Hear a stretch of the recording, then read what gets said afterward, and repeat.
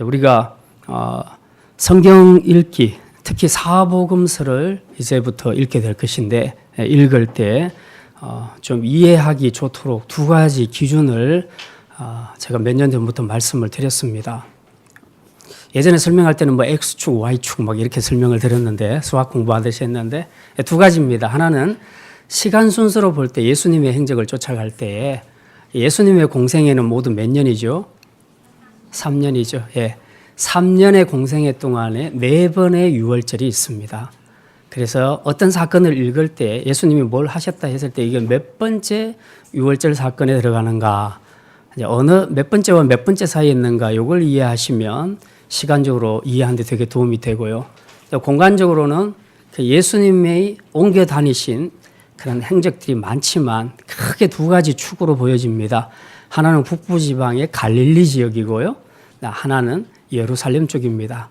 그래서 여기를 오르락내리락 하면서 예수님께서 복음을 전하셨습니다. 그래서 이제 이 두 축으로 해서 보게 되면 공간 복음서를 이해하는데, 예수님의 행적을 쫓아가는데 이제 많은 도움이 될 것입니다. 자, 오늘은 예수님의 공생애의 그 초기에 있었던 일로 예루살렘에 와서, 특별히 베데스다라는 이 연못에서 일어난 치유 사건에 대해서 함께 말씀을 생각하려고 합니다. 요절 그냥 넘어갈 줄 알았죠. 자, 오늘 몇 구역입니까? 자, 준비되셨죠? 시작.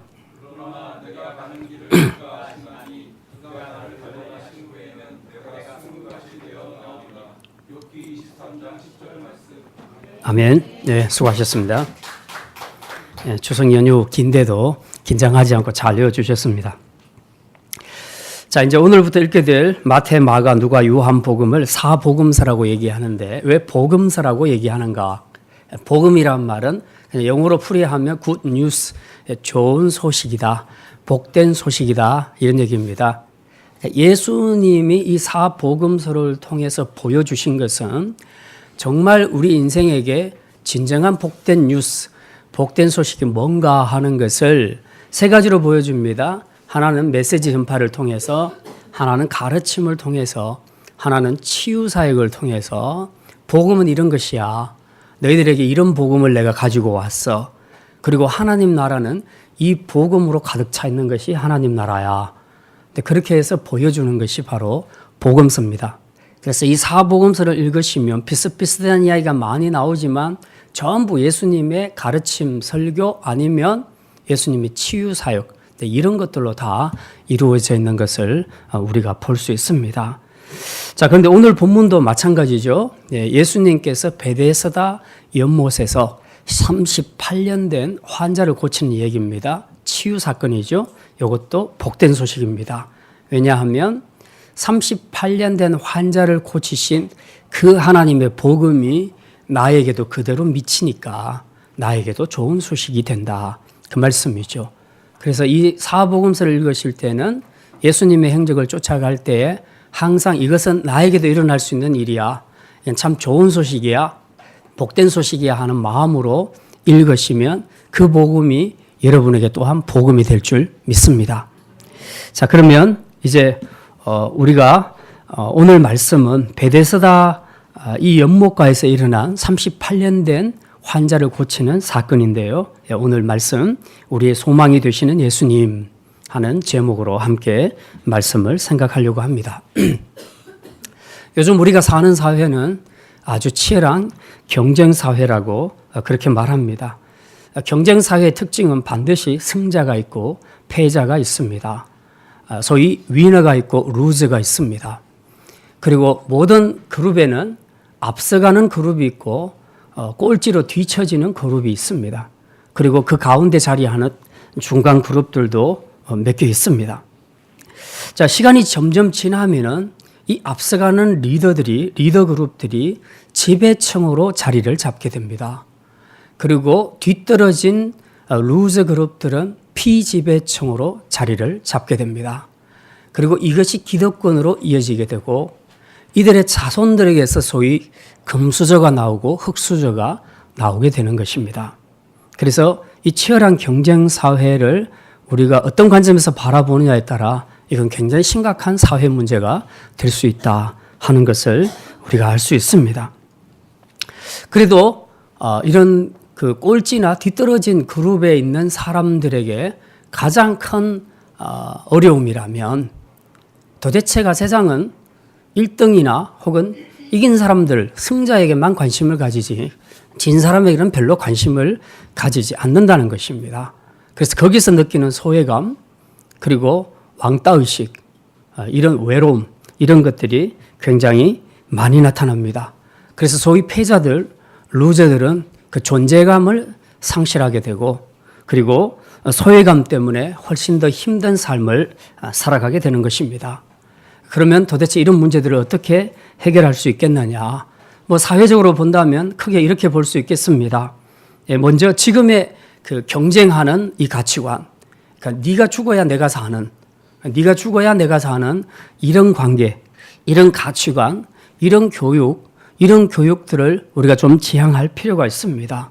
대신에 이제 서로가 서로를 사랑하고 서로에게 힘이 되어주는 상생의 관계, 이 관계를 교육 이념으로 가져온다면 훨씬 더 세상은 아름답게 변할 수 있을 것입니다. 그리고 국가적인 차원에서도 사회적인 약자들에 대해서 최대한 그들을 지원해주는 사회복지 정책을 세우는 것도 굉장히 중요한 정책이 될 것입니다. 하지만 그런 일들이 사실 현실적으로 그렇게 쉬운 일들은 아닙니다. 또 개인적으로도 본인 스스로 이런 자존감과 그리고 소외감을 극복할 수 있는 힘을 가져야 되는데 이 힘을 과연 어디서 공급받을 수 있을까 하는 이것도 또 문제이기도 합니다. 오직 가진 자 그리고 승자만이 살아남는 이 변화되지 않는 소망 없는 세상에서 자칫 루저로 살아가기 쉬운 우리 인생들이 이 모든 어려움을 어떻게 극복하고 살아갈 수 있을까? 이런 세상에서 사는 우리에게는 정말 소망이 없는 것일까? 오늘 본문은 이런 소망 없는 팍팍한 세상 가운데서도 우리가 살아야 될 이유가 있고 또 우리가 소망을 가져야 될 이유가 분명히 있다고 말씀하고 있습니다.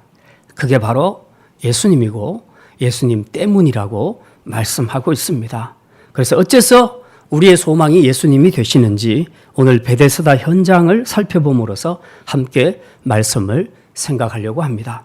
첫째는 예수님 없는 세상은 소망이 없습니다. 한번 따라합시다. 예수님 없는 세상은 소망이 없습니다.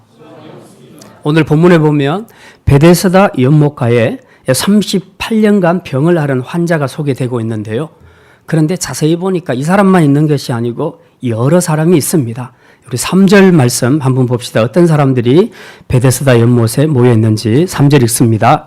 그 안에 많은 병자, 맹인, 다리 저는 사람, 혈기 마른 사람들이 누워 물의 움직임을 기다리니. 여기 보니까 모든 종류의 환자들, 특히 고치기 어려운 난치병, 불치병 환자들이 많이 모여 있다. 그게 오늘 본문에 기록이 되어 있습니다. 자, 근데 이제 지금 때가 어느 때인가 하면은 1절을 보니까요. 그 후에 유대인의 명절이 되어 예수께서 예루살렘에 올라가시니라. 아마도 6월절로 짐작이 됩니다. 지난주에 우리도 이제 추석 명절을 보냈는데요. 추석 명절이 되면 웬만큼 사람들이 다 고향으로 내려갑니다. 그래서 고속도로는 이제 차로 가득 차게 되지요.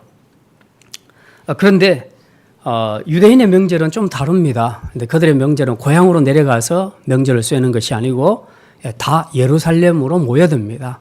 왜냐하면 이게 종교 명절이기 때문에 성전 중심으로 명절을 6월절을 지내게 되지요. 그래서 사람들이 지방에 있던 사람들도 전부 다 예루살렘으로 모이게 됩니다. 그러니까 이 절기가 되면 예루살렘은 인산인해를 이루게 됩니다.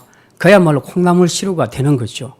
굉장히 많은 사람들이 일시 한꺼번에 예루살렘과 예루살렘 부근에 모입니다. 모여서 이제 거기서 서로 교제하기도 하고 인사도 하고 또 축제를 즐기기도 하죠. 자, 그런데 이런 명절, 분주하고 정말 많은 사람들이 모여 있는 이런 상황 가운데 베데스다 연못은 소외된 사람들만이 모여 있었다는 겁니다. 이들은 명절을 즐기지도 못했고 오히려 그들의 병이 낫기를 기다리며 베데스다 연못 주위 행각 그 5에 모여서 이제 물이 요동하기를 기다리고 있습니다. 사실 추석 명절 때에 그 친척 가족들과 함께 모여 좋은 시간을 보내지 못하고 병원에 큰 병으로 수술하고 입원을 하는 환자가 됐다고 생각해 보십시오. 마음이 어떻겠습니까? 굉장히 힘들겠지요. 그래도 내가 병원에 누워 있든지 말든지 세상은 명절을 다 즐기고 있습니다. 서로 기뻐하고 맛있는 음식 풍성하게 많이 준비해서 모두들 명절 연휴를 즐기고 있죠. 지금 이 베데스다 연못에 일어나고 있는 상황도 똑같습니다.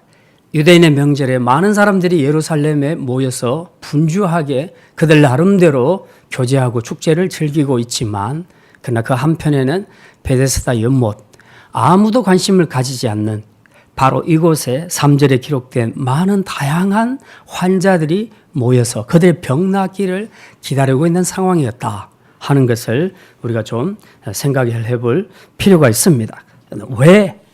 왜 이런 질병들이 찾아오게 되었는가?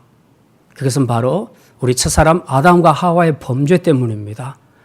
우리 인간이 하나님의 곁을 떠나고 배신함으로써 이제 우리 인간에게는 형벌로 주어진 것이 바로 우리가 사는 동안 이 질병, 그리고 미움, 다툼, 시기, 질투, 그리고 마지막에는 흙으로 돌아가는 죽음.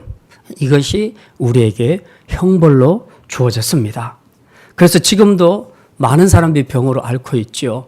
아마 여러분 가족들 중에서 최소한 한두 사람들은 크고 작은 병 한두 개는 다 가지고 있을 겁니다. 그리고 우리도 언젠가는 어떤 병명 한두 개를 안고 마지막에 목숨을 거두게 되는 그런 순간도 오게 될 것입니다. 어쨌든 이 모든 질병은 전부 우리 인간의 범죄로 말미암아 오게 된 하나의 형벌입니다. 그렇기 때문에 과학이 아무리 발달하고 의학이 아무리 발달해도 병에 대한 완전한 치유는 절대로 일어날 수 없다는 것이 성경적인 입장입니다. 죄 문제가 완전하게 해결되지 않는 한 인간의 질병의 문제는 계속해서 꼬리에 꼬리를 물고 나타나게 될 것입니다. 이것이 완전히 제거되는 것을 보는 순간 그리고 보는 날이 오게 될 것인데 그때가 바로 예수님 재림 때고 그 장소는 바로 천국에서만이 가능합니다. 우리가 이 땅에 사는 동안에는 절대로 질병 없이 살아갈 수가 없는 것이 우리 인생이다 하는 것을 우리가 기억을 해야 합니다. 그래서 그런 관점에서 본다면 우리 인간은 육체적으로 전혀 소망이 없는 존재라고 생각할 수 있습니다.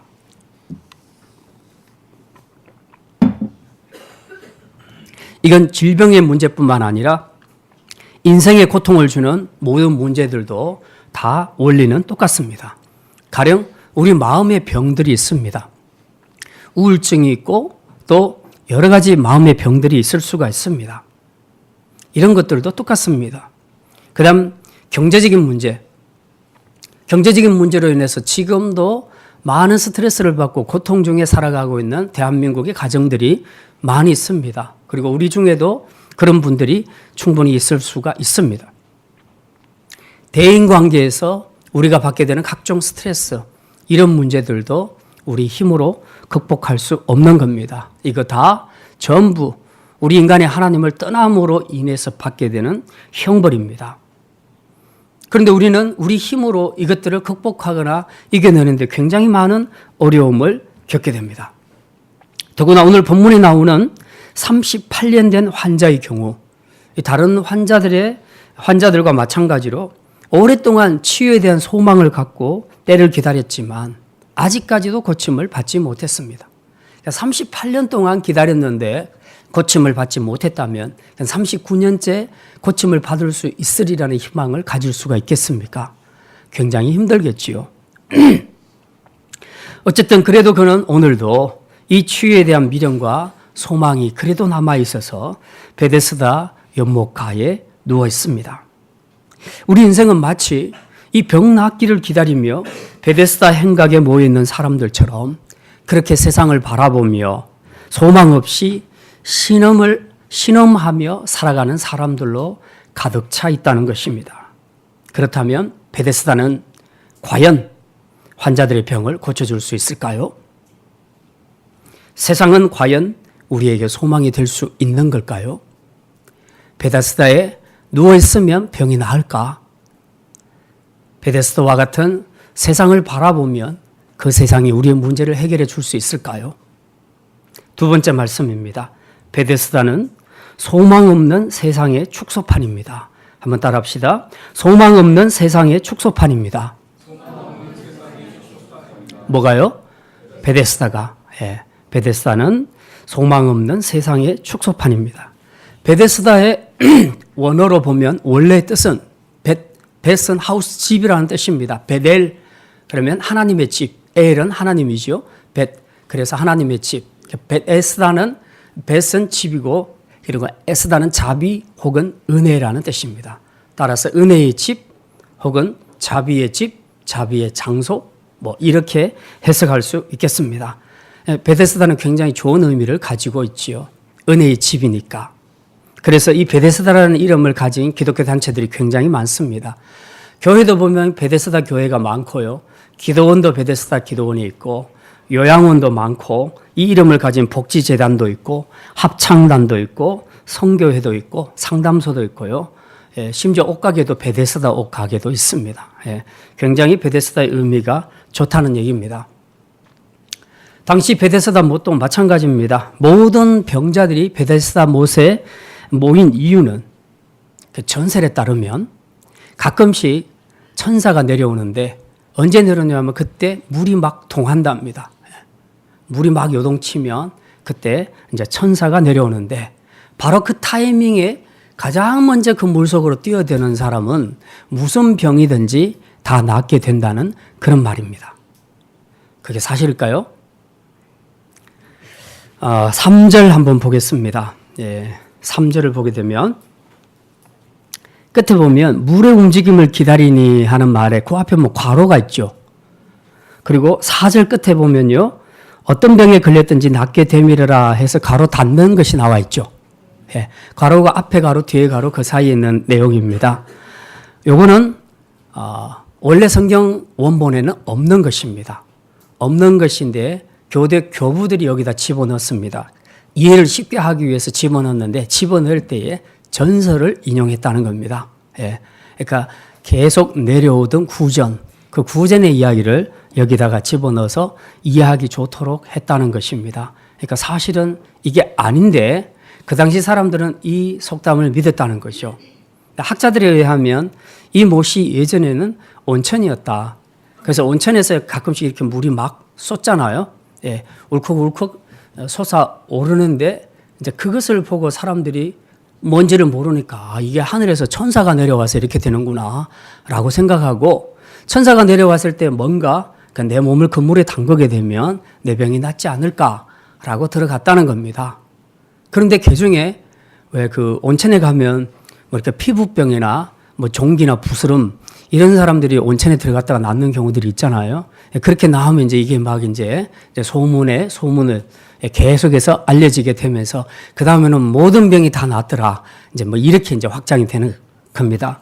그래서 그 뒤에 이런 전설에 의해서 많은 사람들이 특히 난치병, 불치병 환자들이 이 베데스다 연못에 기다리는 겁니다. 그래서 물이 딱 동하는 것을 보고 그때 제일 빨리 들어가야 됩니다. 다 필요 없고 1등만 들어가야 됩니다. 1등만 치유를 받게 되는 겁니다. 근데 이게 얼마나 어려운 일입니까? 더더군다나 중환자들은 중풍병자들이나 또 다리를 저는 사람이나 맹인들이나 이런 사람들은 물이 동할 때에 내가 알아도 못 들어가잖아요. 누가 제일 빨리 들어가겠습니까? 예, 경증 환자가 제일 빨리 들어가겠죠. 예, 다리가 성성하고 손가락 조금 아픈 사람, 예, 이런 사람들은 요 땅 하고 들어가면은 손가락 탁 집어넣으면 낫겠죠. 예. 이제 말하자면 이제 이런 상황이라는 겁니다. 자, 아무튼 이 소문을 듣고 사람들은 희망을 갖고 베데스다 못 주위로 몰려들기 시작했습니다. 뭐 사람이 물에 빠지면 지푸라기라도 잡는다는 그 심정 우리가 충분히 이해할 수 있습니다. 이제 그러니까 이런 일이 생기면 목숨을 걸고 모이게 되는 거죠.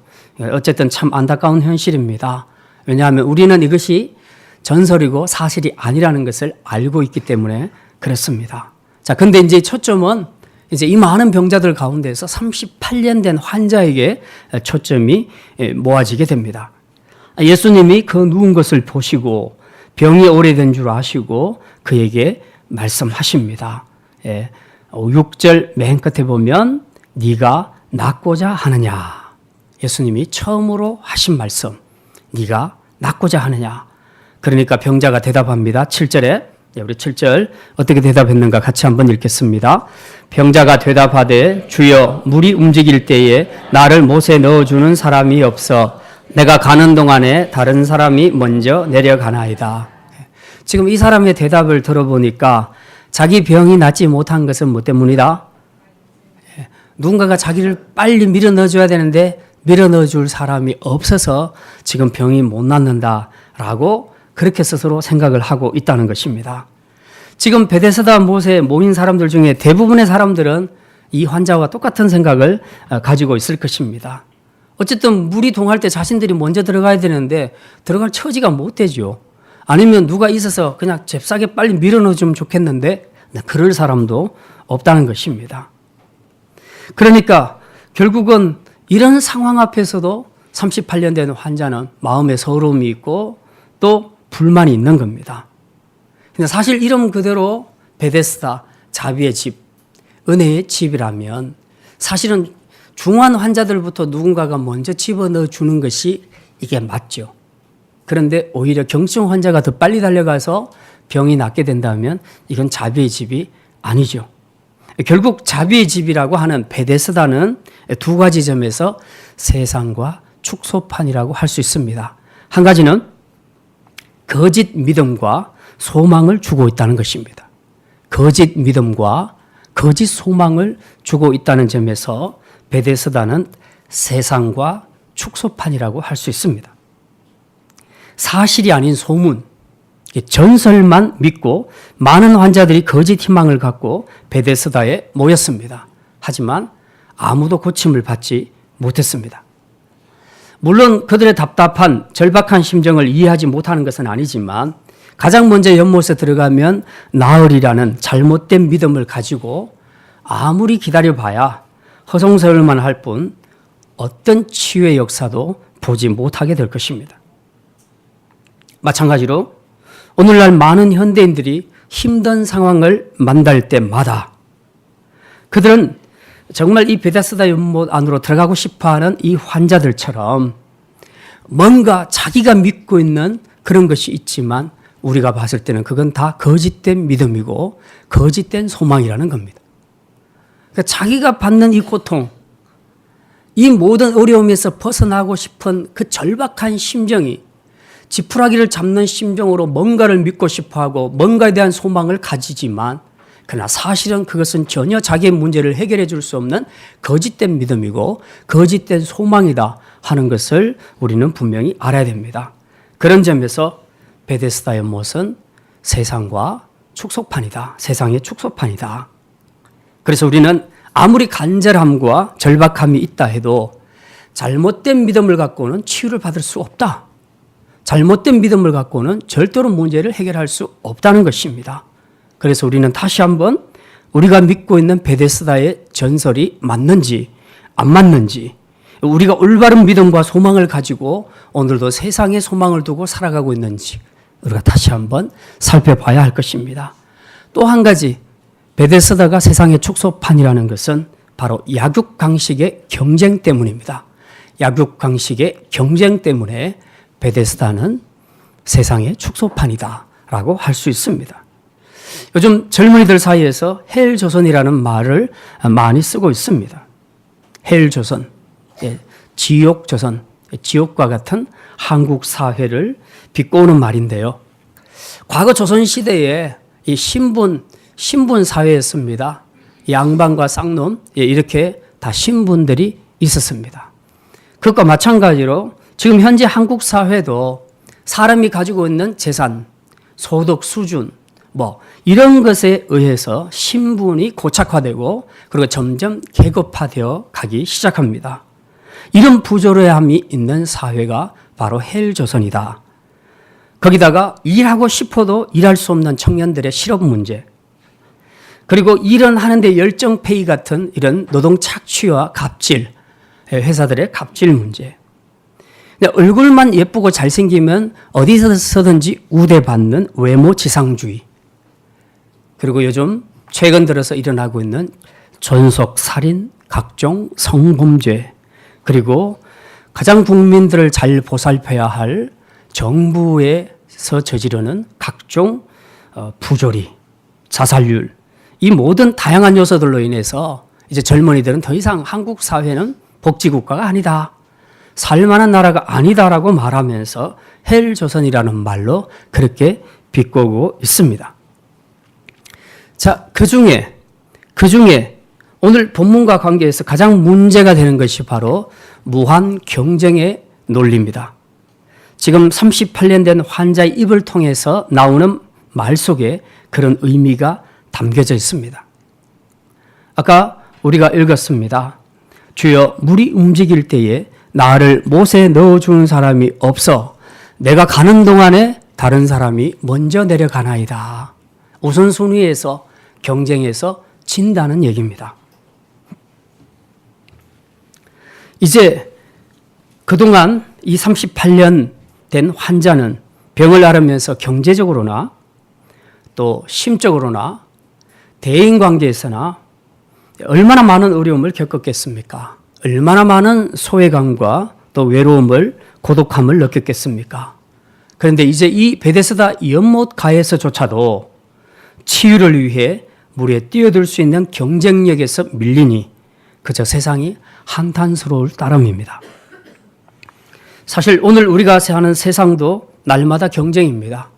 학생들은 공부, 입시 경쟁, 졸업하면 입사 경쟁, 들어가면 승진 경쟁, 공무원도 실적 경쟁, 결혼도 경쟁, 모든 것이 다 경쟁입니다. 슈스케나 K-팝 이런 것들을 보게 되면 전부 치열한 경쟁입니다. 보는 사람들은 아주 기분 좋게 즐기면서 보고 있지만 그네들은 피를 말리는 경쟁을 하고 있습니다.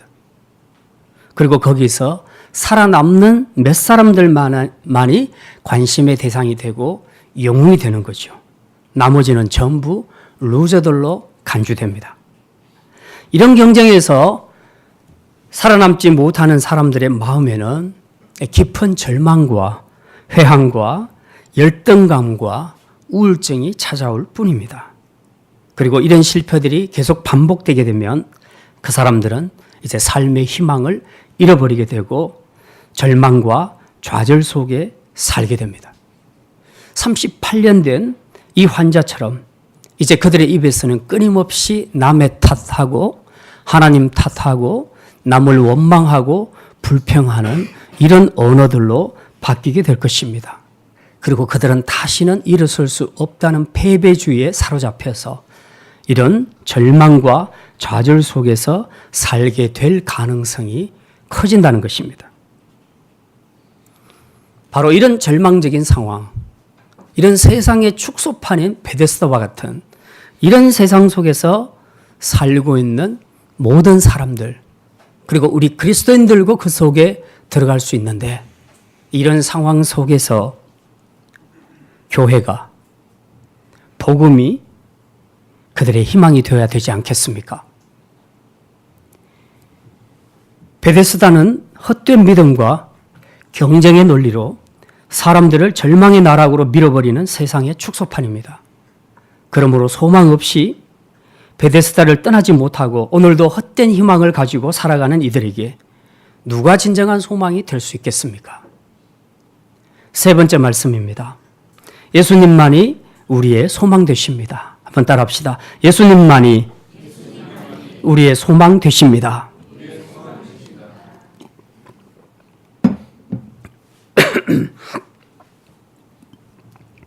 왜 예수님만이 우리의 유일한 소망이 되겠습니까? 이유가 있습니다. 소망은 우리가 의지적으로 갖는 것이 아닙니다. 소망은 우리에게 주어지는 선물입니다.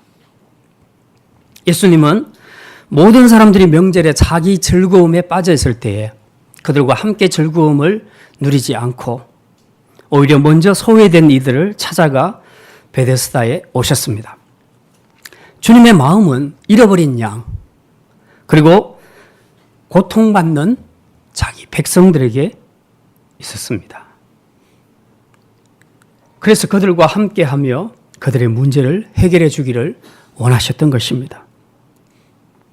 아무 소망도 희망도 없던 베데스다의 여러 환자들에게 소망의 주님께서 찾아오신 것입니다.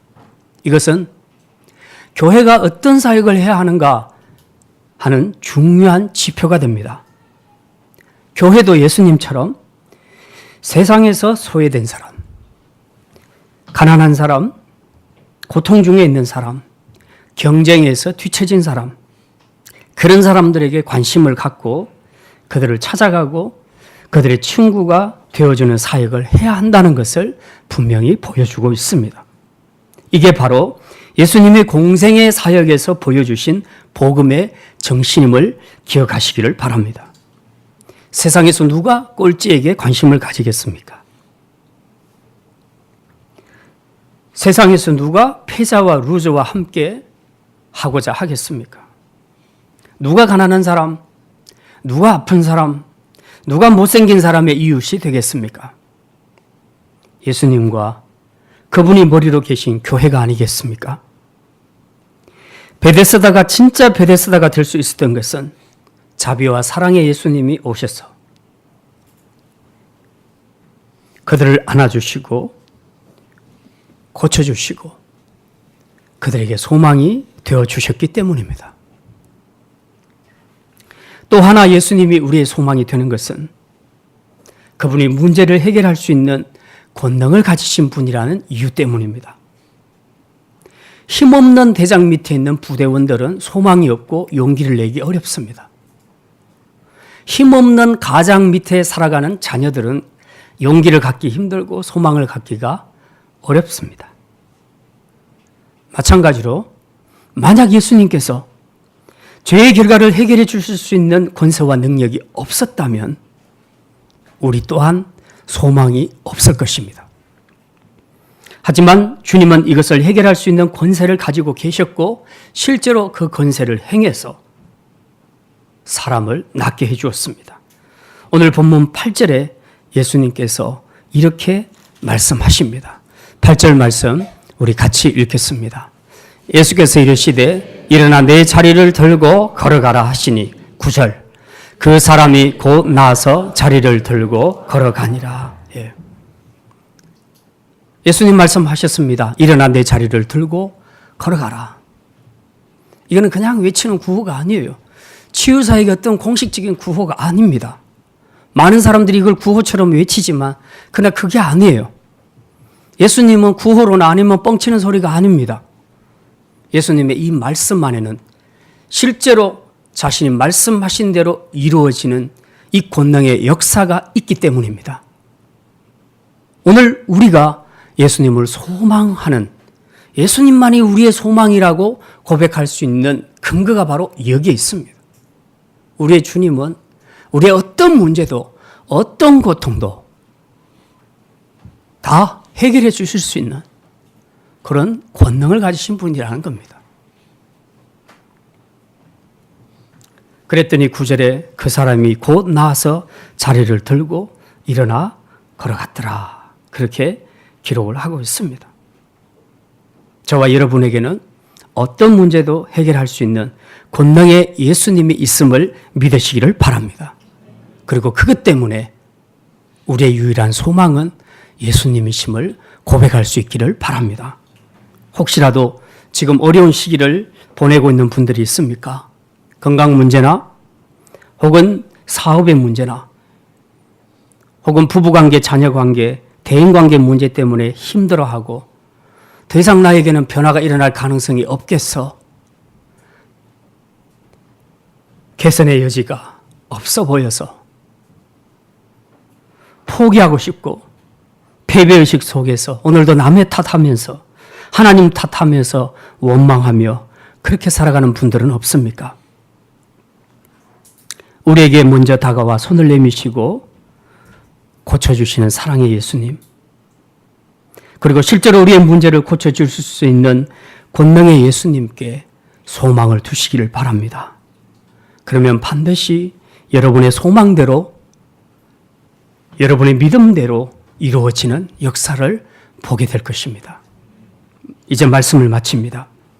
세상은 베데스다 주위의 행각에 모인 병자들 같이 오늘도 자신의 고통의 문제를 해결받고자 헛된 믿음, 헛된 소망을 붙잡고 해답 없이 방황하는 사람들로 가득 차 있습니다.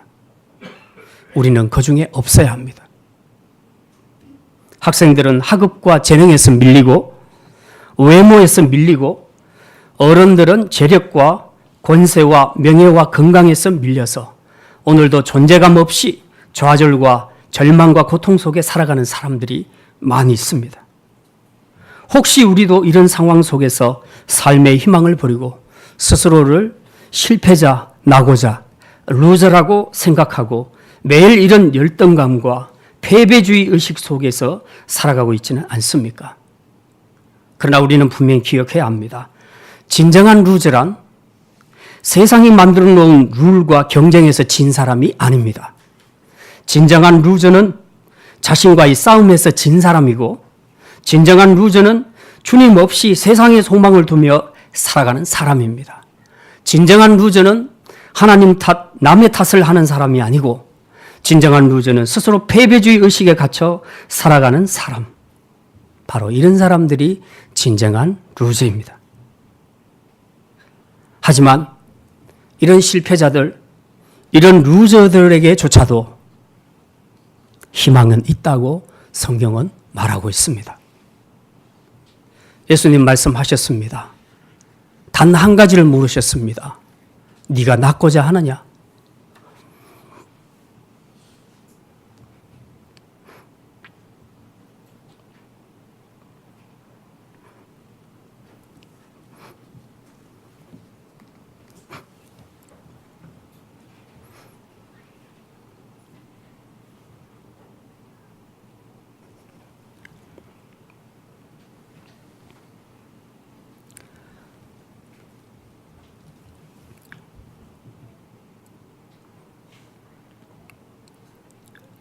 우리가 겪고 있는 고통도 참 가슴 아픈 일이지만 더 가슴 아픈 건 낫고자 하는 소원이 없다는 것입니다.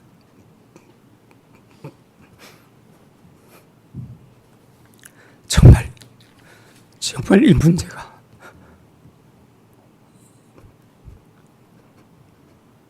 내가 죽을 만큼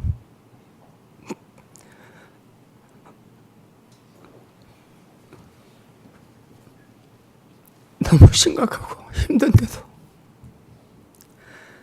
나도 힘들고 가족도 힘들고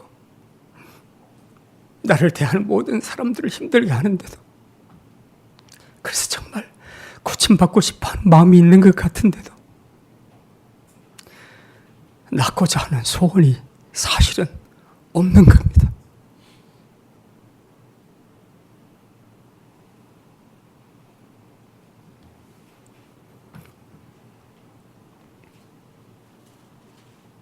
오늘 우리에게 이 소원만 있다면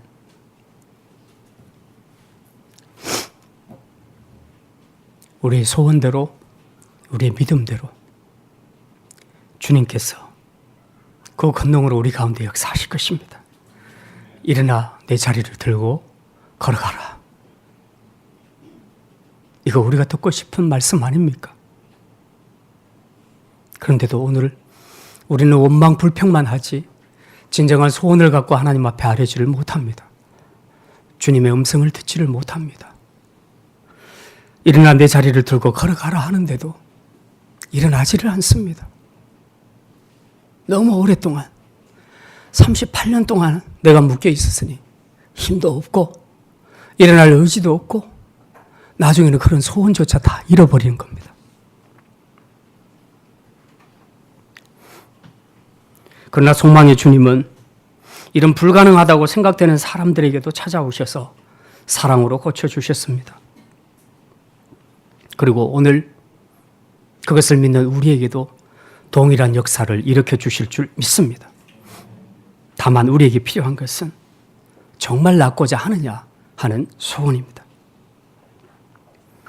이제 우리와 우리의 사랑하는 가족 그리고 우리의 이웃이 고통 중에서도 진정한 베데스다 되시는 주님을 믿음으로 그분 안에서 소망을 가지고 모든 역경들을 잘 이겨낼 뿐만 아니라 동일한 어려움을 겪고 있는 주위 불신자들에게 전해서 그들도 이 복음의 능력을 누리며 살아갈 수 있도록 이 좋은 소식을 전하는 복음의 전도자로 살아갈 수 있기를 주님의 이름으로 축원합니다.